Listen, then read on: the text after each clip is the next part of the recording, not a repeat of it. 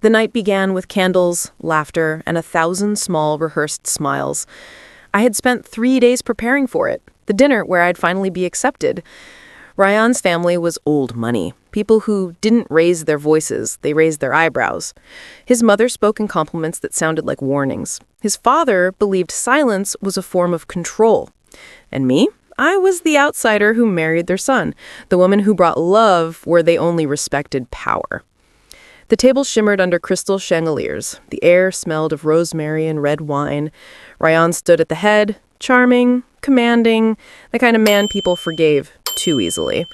He kissed my cheek before we sat, the warmth of it so public it almost felt rehearsed. I remember thinking, maybe tonight they'll finally see I belong here. That thought didn't last long. His mother began the night with a story about how perfect wives don't speak unless spoken to. Everyone laughed softly.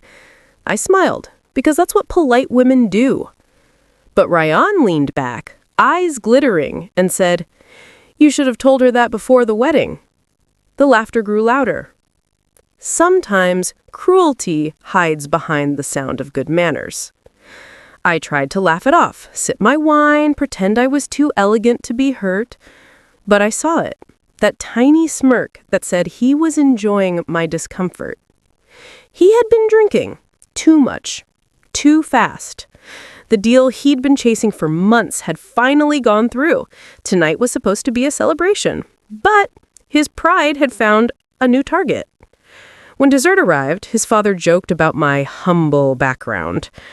I smiled again quietly, correcting him, saying I had a degree in finance, not charity. Ryan's voice cut through the table like glass. "Amara, don't pretend education equals class." The words hung in the air, thick and cruel. Someone left nervously. His mother lowered her eyes. And then I made my mistake. I said, "Maybe class isn't something you inherit. Maybe it's how you treat people." The silence that followed wasn't silence. It was judgment sharpening itself. Ryan's hand tightened around his glass, his jaw shifted. Then in one smooth, horrifying motion, he stood, turned, and slapped me. The sound was louder than any argument we'd ever had. The crystal chimed, the wine spilled. My breath stopped. He didn't just break the silence. He broke something I didn't know could shatter. No one moved. No one gasped. His father refilled his drink. His mother dabbed her lipstick, pretending to fix lipstick that wasn't smudged. And Ryan? He adjusted his cufflinks, turned his back, and walked out like a man leaving a boring meeting. I stood there, my cheek burning, my heart hollow. The room looked the same, but everything had changed. I wasn't a wife anymore. I was a witness. He left me standing in a room full of witnesses, but I was the only one who saw the truth. Later that night, I found myself in the bathroom, staring at the mirror. My face was calm. Too calm. The mark had already faded, but the humiliation hadn't. I pressed my fingers to the reflection, half expecting it to crack under the weight of what I'd become. Behind me, the sound of muffled conversation still echoed through the hall. They were pretending nothing happened, pretending I was fine, pretending he was still perfect. The mirror was honest, though. It showed me what they refused to see. A woman who'd finally run out of illusions. You can cover a bruise with makeup, but not the silence that caused it. I walked into the guest room, packed my things slowly. Every dress, every shoe, every little symbol of the life I'd built for him, all folded without emotion. Grief wasn't loud anymore. It was methodical. The housekeeper came quietly, eyes lowered. She placed something on the bed, my wedding ring, still wet from where it had hit the floor. She whispered, "You're not the first." I froze. She looked up once, pain etched in her face, and said, "His mother hides it well." And then she left. That's the thing about family secrets. They always pass down what should have been buried. I sat there for hours, staring at the ring. That circle of gold, unbroken, unbothered, mocking me. A promise made under chandeliers, now just a symbol of obedience. I took it and placed it in a glass of red wine. Watched it sink to the bottom like something drowning quietly. I whispered, "If silence is loyalty, then I'm done being loyal." When morning came, the house was quiet. He hadn't called, no apology, no excuse, just a message from his assistant about a business trip, as if nothing had happened. I laughed once, not because it was funny, but because I finally understood the truth. This wasn't about anger. It was about control. He didn't want a wife. He wanted an echo, and I was done repeating his name. He mistook my silence for submission, but silence is just where storms begin. That afternoon, I walked to my office, head high. My colleagues stared at the faint mark on my cheek, but no one asked. People never do. They sense the truth, but prefer gossip over compassion. I opened my laptop, started working as if the world hadn't cracked in two. But somewhere between spreadsheets and schedules, I made a quiet decision. If they could pretend last night never happened, then I could pretend to forgive. Until I decided it was time, they remembered. Forgiveness is just another word for gathering evidence. That evening, I returned home. His car was in the driveway, lights still on inside. He looked up when I entered, half smiling, like nothing had changed. He said, "Amara, don't make this bigger than it is." I stared at him, voice calm. "It's already bigger than you can handle." He scoffed, pouring himself another drink. "You'll come around, you always do." He handed me a glass, his tone casual, like he hadn't rewritten my entire worth. I didn't take it. Instead, I smiled, the kind that hides strategy behind serenity. The most dangerous woman in the room is the one who's done pretending. That night, when he finally fell asleep, I stood by the window, city lights flickering like judgment. The bruise had vanished, but its memory pulsed under my skin. Somewhere between rage and clarity, I whispered to the night, "You'll never see me break again. You'll only see me build." As dawn crept through the curtains, I placed my wedding ring on the table. Next to it, a note. Not an apology, not a goodbye, just 3 words. "You taught me." Because he had. He'd taught me how power works, how silence kills, and how a woman learns to rise, not from love, but from the ashes of being humiliated by it. He left me standing in a room full of witnesses, but I was the only one who saw the truth. The bed was still cold when the morning sun reached the sheets. His side, untouched.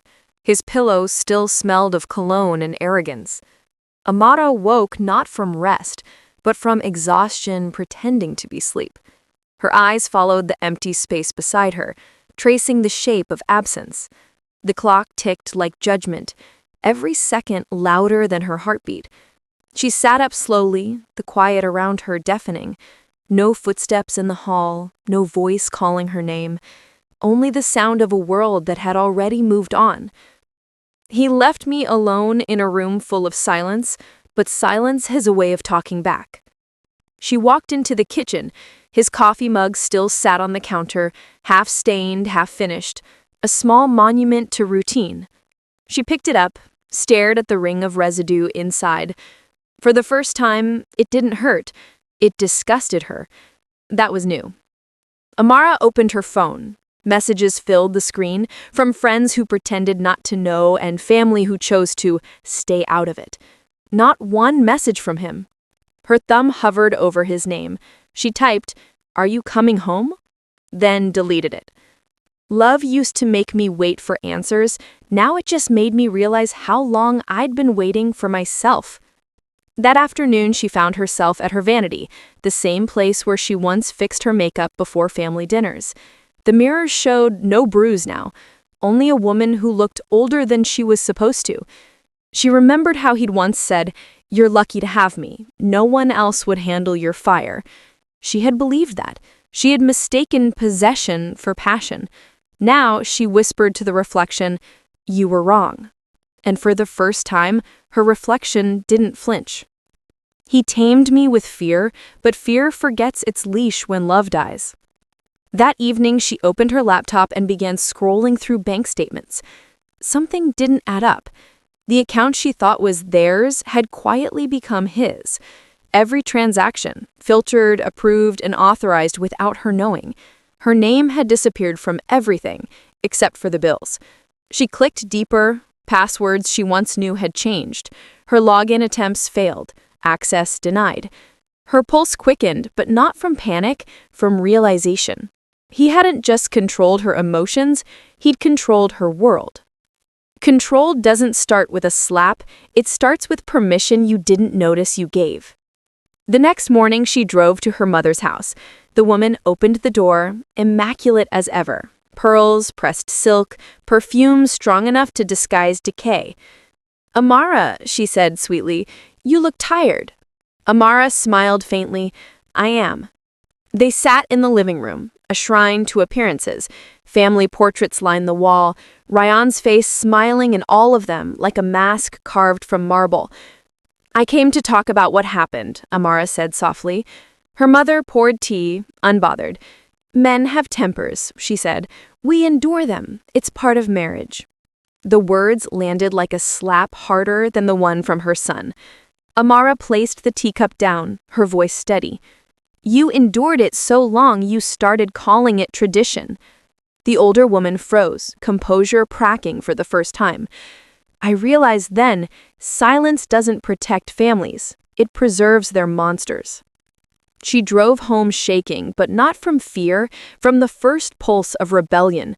At every red light, she replayed the word endure until it lost its meaning. By the time she parked, she'd already decided she would never endure again. That evening, Mina called, her best friend, the one she'd been avoiding since the wedding. "I saw the pictures," Mina said quietly. Amara froze. "What pictures?" "From the dinner. Someone posted a clip. You didn't see?" She searched online, and there it was. A blurred video, a single frame, Ryan's hand mid-air, her face turned away, a room full of people pretending it didn't happen. Comments flooded beneath it. Gossip, pity, judgment. She stared at the screen until the letters blurred. Mina's voice cut through. "You don't have to defend him anymore." Amara exhaled, half laugh, half sob. "I defended him because I thought he was broken." Mina said softly, "And what if he's just comfortable?" "He broke me in public, but the world's sympathy felt cheaper than his silence." The next day, Amara sat at her desk, papers spread around her like fragments of a puzzle. Marriage license, joint bank forms, property deeds, all quietly rewritten.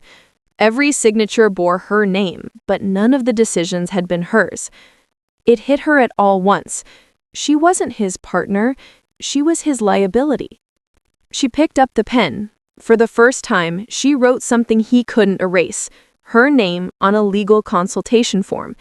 She wasn't sure what she wanted yet, divorce, separation, justice, but she knew what she wouldn't accept: silence.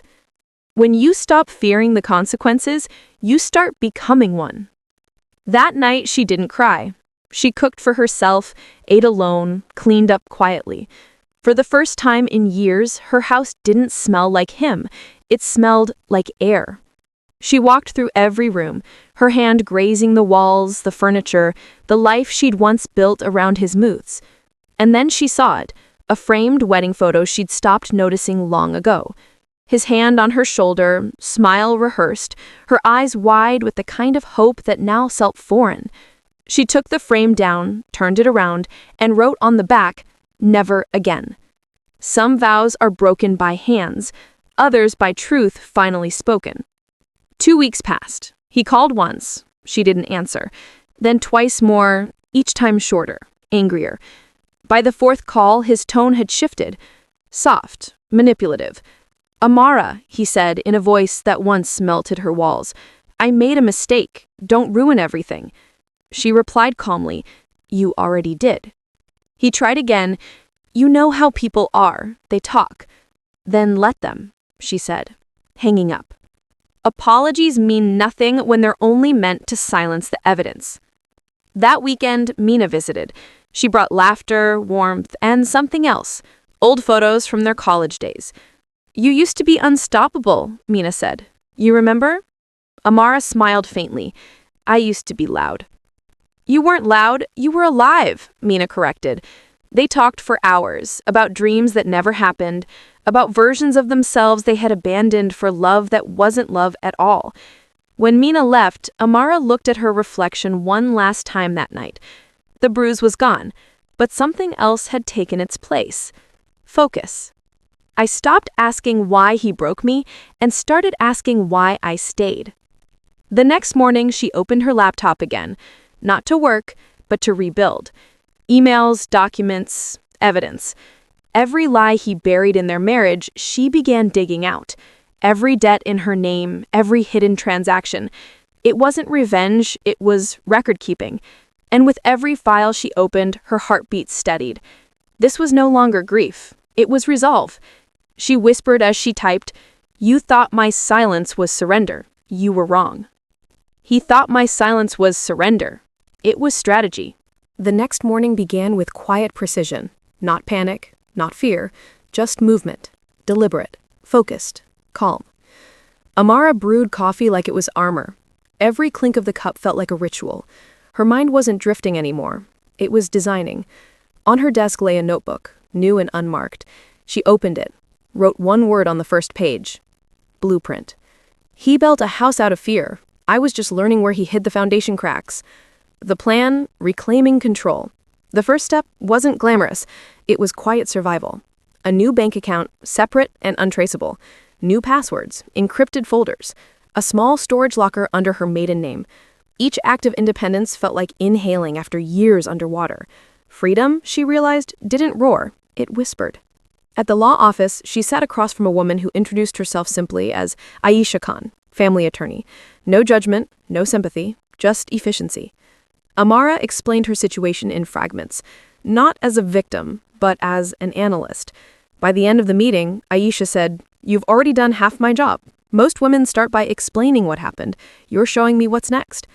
Amara smiled faintly. "Because what happened doesn't matter if I don't change what happens next." Freedom doesn't start with leaving. It starts with learning the system that caged you. The dual life. Smile in public, strike in private. For the world, Amara remained the perfect wife. She attended dinners, smiled through conversations, played her role flawlessly. At home, her nights were war rooms. Every transaction, every email, every lie, backed up twice, labeled, timestamped. She knew if she vanished suddenly, her evidence wouldn't. Ryan noticed her calm and mistook it for guilt. "Finally learned your place," he said one night, glass of whiskey in hand. Amara met his eyes. "I did," she replied softly. And for once, she meant it, just not the way he thought. He thought I was shrinking, but I was measuring the walls before I tore them down. She began recording their conversations discreetly. A hidden mic beneath her vanity, another in her car. It wasn't paranoia, it was protection. Days passed in a blur of control and composure. Every fake smile she gave in public added another layer to her secret strength. By night, she'd review her files like a soldier reading her battle map. One evening, as Ryan bragged over dinner about a new investment, her eyes flicked to the phone in her lap, recording everything. Every arrogant word became ammunition. He once said I'd be nothing without him. I decided to show him what nothing can do. The discovery. Eavesdropped truth. The revelation came not from a fight, but from an accident. Ryan left his Bluetooth connected to her car. When she started the engine the next morning, his voice filled the speakers. He was on a call, laughing, confident. "Just move the money through the offshore branch before the audit. She won't know. She doesn't even check the mail." A second voice replied, his brother. Amara's hands tightened on the steering wheel. She turned the volume down, heart thudding, every word etching itself into her memory. He wasn't just cruel, he was criminal. She parked on a side street, still shaking. The call ended, but the truth didn't. Now it wasn't just personal revenge, it was legal justice. When she got home, she called Mina. Her voice was low, deliberate. "You once told me not to fight fire with fire." Mina paused. You're going to anyway, aren't you? I'm done burning alone. He used my loyalty to build his fortune. Now I'd use his greed to fund my freedom. The catalyst. The lawyer's file. Mina connected her to a discreet legal contact, someone known for helping women reclaim their power, without leaving a trace, before it was safe. Together, they built what Aisha called the quiet case. Not loud, not emotional, just irrefutable. Amara documented every bruise, physical and financial. Screenshots, voice notes, call logs, contracts. She even downloaded the Bluetooth call record and stored it in a secure drive. Aisha smiled one evening while reviewing the evidence. You know, she said, if you ever wanted to, you could teach a course on strategic survival. Amara chuckled, eyes tired but alive. I'm just learning the language of men who thought I'd never speak it. He taught me how to survive his control, so I used it to dismantle his empire. The confrontation. Dinner for two. One night, Ryan came home unusually calm. He poured himself a drink, then another. Amara, he said, people are talking. They say you've been distant. She kept her tone even. Maybe they're right. He frowned. You think you can embarrass me again? She smiled, a hint of challenge in her eyes. Not again, just differently. His jaw tightened. What does that mean? Nothing you'd understand, she said softly, standing up. As she passed him, her perfume lingered. Power disguised as grace. He once slept me to remind me who I belonged to. Now every breath I took reminded him I was slipping away. She began the final phase, timing the plan with precision. The divorce filing would trigger the audit. The audit would expose the fraud. And the fraud would dismantle everything he had built on her silence. The blueprint was complete. All she needed now was the right moment. At night, she slept better. Not because she was at peace, but because she had purpose. He thought I was healing. I was rehearsing. A week later, she received a text from an unknown number. A single line. He's transferring assets tonight. Be ready. No name, no context. But she knew it was from someone on the inside. Maybe his brother. Maybe one of his own men tired of lies. She opened her laptop, logged into her hidden accounts, and forwarded every file to Aisha. Tonight's the night, she wrote. Within hours, the plan was live. Every document uploaded, every secret shared. A ticking clock that couldn't be stopped. You can't threaten a woman who's already rebuilt herself from ruins. By midnight, Ryan was pacing the living room, phone pressed to his ear, panic in his eyes. They froze the account. How? Who? Amara watched from the hallway, silent, calm. For once, she didn't have to speak to be powerful. He slammed the phone, turned to her. What did you do? She met his rage with quiet steel. You taught me accounting, remember? As dawn broke, Amara walked to her desk, the same spot where she'd once cried. Now it held files, not fears. She closed the last folder, backed up the final file, and whispered to herself, this is not revenge, this is correction. The clock ticked. Her phone buzzed. A message from Aisha. Everything's in motion. Amara smiled. For the first time in years, the ticking didn't scare her. It sounded like freedom. He taught me how to survive his control, so I used it to dismantle his empire. The evening shimmered with the illusion of civility. Polished marble floors reflected the chandeliers, and laughter drifted through the halls like perfume, practiced, artificial, suffocating. Ryan's parents had insisted on the dinner. Marriage is sacred, his mother had said on the phone, voice brittle with authority. You'll both attend, no more drama. Family must appear united. Amara agreed, quietly. Not to reconcile, but to conclude. She arrived draped in a simple ivory sari, elegance measured in composure. Every eye followed her as she entered. Ryan stood near the fireplace, glass in hand, his smile too confident, too familiar. The last time I entered this house, I was a wife begging for peace. This time, I was an accountant delivering balance. The confrontation, the family gathering. Dinner began with the usual pretense. Blessings, shallow apologies, and toasts that meant nothing. Ryan performed perfectly, charming the room with his lies. To forgiveness, he said, raising his glass toward her. To the woman who never stopped believing in me. Laughter followed. His mother nodded approvingly. Amara smiled faintly, the kind that hides storms. She let him speak. She let the arrogance bloom, because arrogance always overplays its hand. When he finished, she set her fork down gently and said, Forgiveness isn't belief, Ryan. It's calculation. A silence fell across the table. His father frowned. What's that supposed to mean? Amara folded her napkin neatly. It means I did believe, long enough to record everything worth remembering. She reached into her purse and placed a small USB drive beside her plate.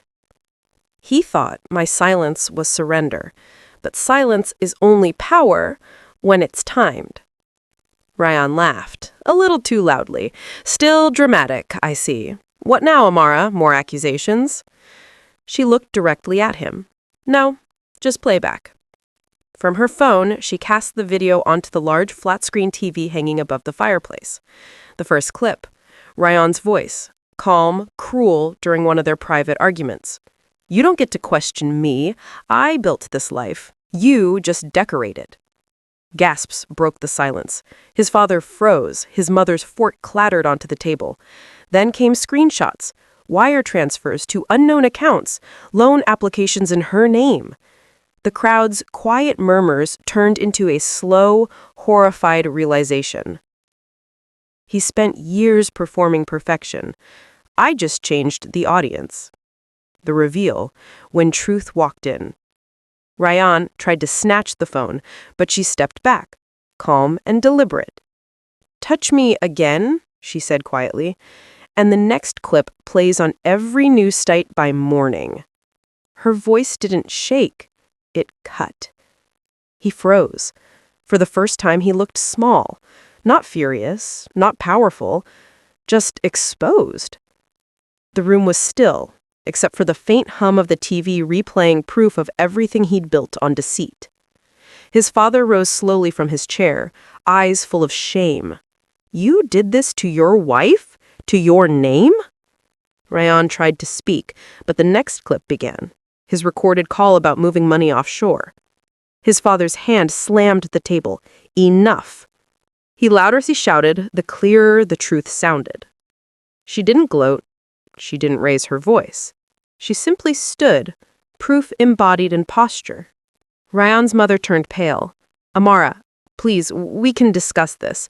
There's nothing to discuss, Amara interrupted gently. Your son built an empire on fraud. I just audited it. Her eyes shifted to Ryan. You taught me humiliation. Tonight, I'm returning it. In installments. He once silenced me with a slap. Now every word I'd buried spoke louder than his pride. The collapse. Pride meets proof. Ryan lunged toward the screen, pulling the plug from the socket, but it was too late. Every phone in the room buzzed. A mass email had been sent automatically. Financial records, audio files, timestamps, all from a hidden cloud link. Aisha's work. Perfectly timed. The entire family's staff, partners, and business board had the evidence now. There was no undoing it. His father turned to him with quiet fury. You did this to your wife? To your name? Father, now. Ryan stood frozen for a moment. The man who once commanded every room now had nowhere left to stand. He looked at Amara one last time. You ruined me. She met his gaze, steady and unflinching. No, Ryan, you built your ruin. I just filed the report. He built his kingdom on silence. I turned that silence into testimony. The exit, her last step out. The house was eerily quiet as she gathered her purse and phone. Everyone else stared, in disbelief, in guilt, in awe. She walked the same corridor she once ran down crying. The same marble tiles that had once echoed with humiliation now reflected composure. Her heels clicked softly, a metronome of power reclaimed. At the door, she paused, looked back at the stunned faces, and said, You all watched him destroy me once. Tonight, you watched me rebuild myself. He wanted obedience. I chose evidence. Outside, rain shimmered under the garden lights. The chauffeur opened the gate, but she stopped for a moment, glancing back at the house. Through the window, she saw Ryan, no longer shouting, no longer powerful, just a man watching his empire crumble through the reflection of his own lies. She whispered, almost tenderly, "This was never revenge. It was accounting. He once walked out like nothing happened. This time, I did." The car door closed softly. The rain began to fall harder, washing the city clean. Or trying to. Amara leaned back in her seat, exhaling the years she had carried like armor. Her phone buzzed once. A message from Aisha. "Everything filed. Case public by morning. You're free." Amara stared out at the rain. "Freedom," she whispered, "doesn't erase history. It rewrites it. He once walked out like nothing happened. This time, I did." The morning light arrived like mercy, slow, forgiving, golden. It spilled through her window, over her desk, across papers marked, "Approved, Hartwell Financial Literacy Initiative." Amara sat still for a moment, watching the sunlight touch everything it once couldn't reach. A year had passed. The name Rayon Cole no longer existed in her address book, her mind, or her heartbeat. On her desk stood a glass frame. Inside it, her old wedding ring, suspended above an engraved plaque. "Pain is expensive. I turned mine into profit. He left me with nothing but debt. I turned that nothing into dividends." The new life, Hartwell Consulting. The office buzzed with quiet confidence. Women gathered in workshops, laughter mixing with the clicking of keyboards. She named it Hartwell, a blend of her mother's maiden name and her own, the name of two women who survived. Every client she mentored had a story, a lost home, a stolen savings account, a silent bruise. And in every story, she saw pieces of herself, the woman she once was, the one who believed endurance was love. During a session, a young woman asked, "How did you start all this after everything?" Amara smiled gently. "By realizing after is a beginning, not an ending. He ended a marriage, I began a movement." The closure, the unexpected letter. That night after everyone left, her inbox pinged with a name she hadn't seen in a year. Subject, "I owe you an apology." Rayon. Her breath caught, not from pain, but from memory. She opened it. The message was long, scattered, self-pity disguised as remorse. "I know now that I destroyed the best thing in my life. I wish you'd see I was sick, broken, blind, whatever word makes sense. I'm sorry." She read every line, then scrolled to the end. No request for forgiveness, no plea to return, just an attempt to rewrite history. She clicked archive, then whispered to herself, "Forgiveness isn't weakness, it's release." He wrote to heal his guilt. I read to confirm my peace. The mirror again. The new reflection. Later that night, she stood before her mirror again, the same one that had once shown her bruises, now reflecting calmness and strength. No foundation to hide pain, no trembling hands, just her. She brushed a strand of hair behind her ear and smiled, not at vanity, but at survival. In that moment, she realized she didn't hate him anymore. Hatred was heavy, and she had no room for weight that didn't build her. The bruise faded long ago, the lesson stayed permanent. The courtroom scene. Names rewritten. Weeks later, she stood in the courtroom to finalize one last legal tie, property settlements. Her lawyer nodded towards the judge. "Everything's in your favor." Rand was there too, in a gray suit that looked borrowed, smaller. He avoided her gaze. When the judge concluded, Amara simply said, "Thank you." No victory speech, no venom, just finality. As she left, Rand murmured, "You really don't hate me." She turned to him with a serene smile. "No, Ryan, hate kept you alive in my head. I don't feed ghosts anymore. Closure isn't when they apologize. It's when you no longer need them to." The return home, where it began. Amara would turn to the house she'd once shared with him, now hers alone. The walls no longer whispered arguments. The air no longer smelled of fear. She'd redesigned it. Minimalist, warm, filled with books and sunlight. On the living room wall hang a painting, a woman walking into light, shadows dissolving behind her.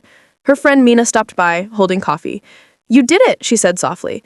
Amara smiled. "No, I'm doing it. Every day. Freedom isn't an event, it's a discipline." The speech. The full circle. Months later, Amara was invited to speak at a women's leadership conference. She stood before hundreds of faces, her voice steady, graceful. "I once believed love was about staying. Then I learned it's about standing. Standing for yourself when no one else will." She told her story, not to shame, but to show that silence is expensive, and breaking it is the first act of profit. Applause filled the room, not loud but long, the kind that feels like acknowledgement instead of pity. He broke my silence with his hand. I rebuilt my power with my voice. The final walk, light without permission.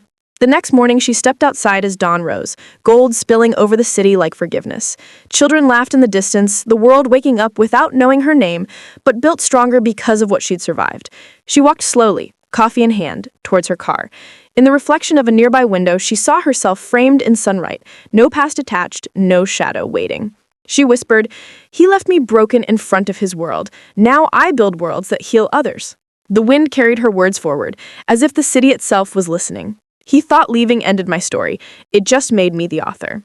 She arrived at her office, unlocked the door, and paused in front of the framed ring once more. The gold band gleamed softly beneath the morning light, a relic of who she used to be, and proof of who she'd become.